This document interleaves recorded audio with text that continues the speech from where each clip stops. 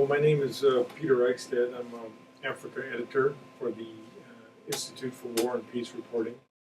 I learned about a long-standing war that had been fought in northern Uganda that very few people knew about. And I was very surprised that we weren't writing more about it and that the local newspapers weren't writing about it.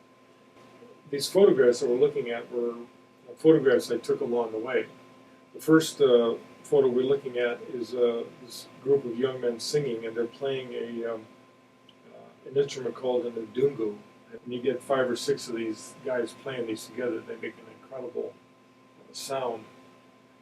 These are some ladies at a kind of like just a commercial center, right where we pulled off the side of the road.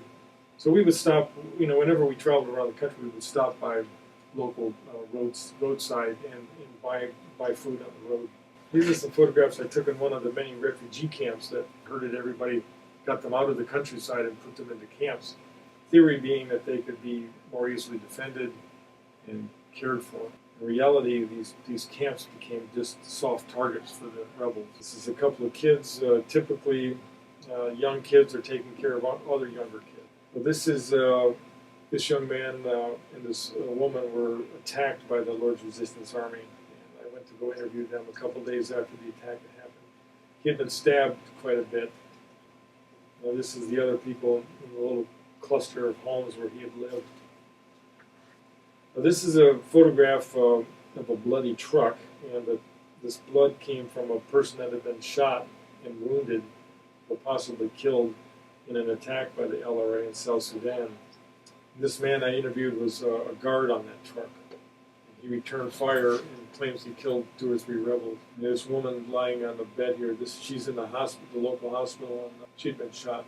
She was in shock when I talked to her.